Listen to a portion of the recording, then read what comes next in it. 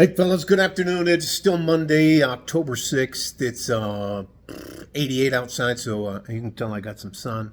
Earlier today, I put methylene blue in my drinks in the morning, and when I did that, I touched my face. I got it on my finger and touched my face. And so if you see a blue mark on my face, yes, I did this.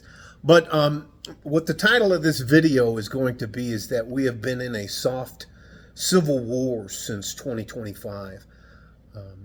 There's a lot going around today about President Trump sending the Texas National Guard to Chicago because the Chicago governor, I think his name is Pritzker, he's like a he's just a fat guy.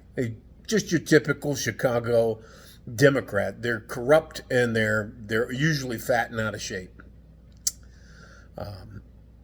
So, I believe since Trump took over the Democrats, because he won by such an overwhelming majority, that they're going to do anything and everything they can to keep him from being successful. And the biggest reason is, in my opinion, is that they want illegal immigrants to be able to stay in their states so they can keep the balance of power.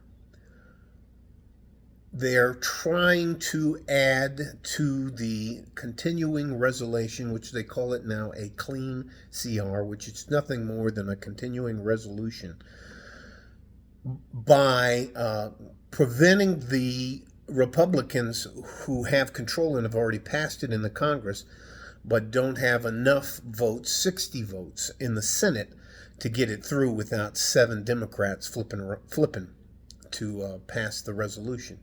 What they want to add is like $1.5 trillion more for Medicare, medical care, Medicaid, whatever you want to call it. But what happens is that money, once it leaves the federal government's coffers and goes to the states' coffers, they can do with it whatever they want. And what they do in California and what they do in Illinois and what they do in Minnesota and many of the other blue states is they just give everybody as much. The illegal aliens get housing. You'll have veterans and homeless people, homeless American citizens out there, but they won't take care of them. But it's just... So what's starting to happen with the assassination of Charlie Kirk, who I didn't think did anything other than debate people. He never got in anybody's face. He did try to make his points legitimately, and they assassinated him. Antifa assassinated Charlie Kirk. The trans people in Antifa. Anyways, let me get to the point.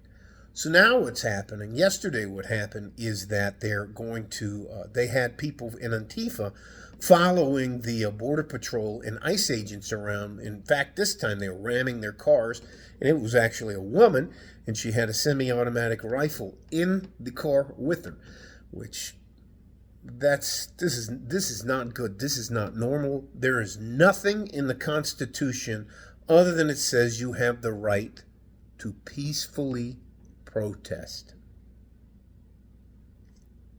Peacefully protest. This is not peaceful protest. This is states and local domestic terrorist groups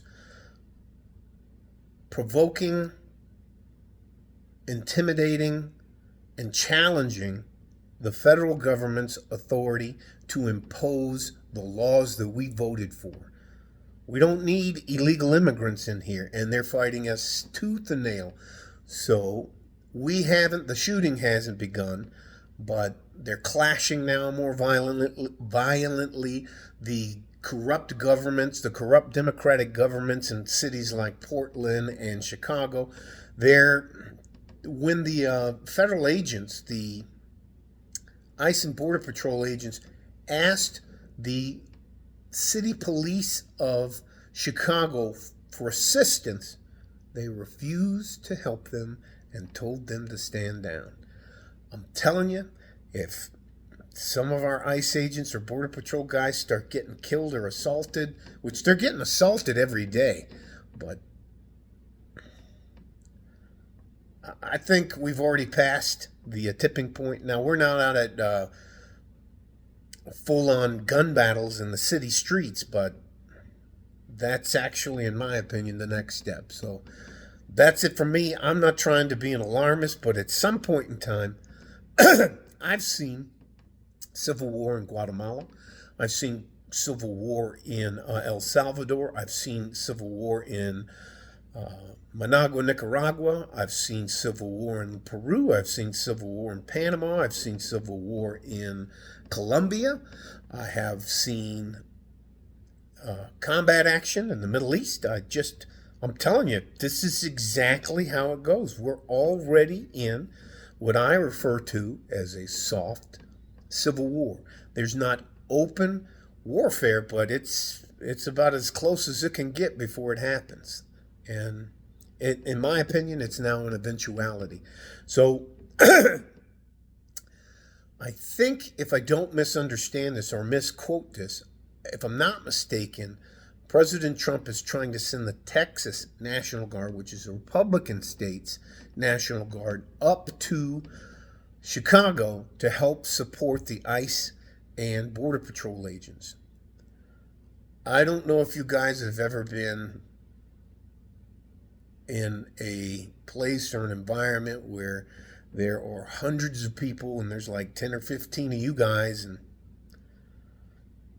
they want blood. I'm telling you, it's getting out of hand. It's way past getting out of hand. So, and they're also using what I refer to as lawfare. They have some very insane judges at the federal level and the county level and the state level that just don't care. And we already fought a civil war that made it clear, should have made it clear to everybody that the federal governments can tell the states' governments what to do. And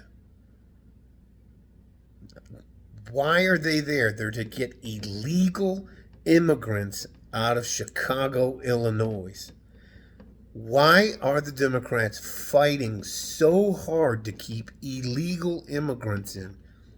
Because they're going to give them free stuff, and then those people are going to eventually vote for them. The superintendent of one of the biggest school districts in the state was an illegal immigrant. Come on! Anyways, love you guys. Stay safe and healthy. Take care of each other if you can. And if you can't, take care of yourselves. Love you. If you're in Chicago or Portland, God help you. Get out while you can, all right? Like a fort in a G-string from West Texas, El Paso. I'm out of here. Bye-bye.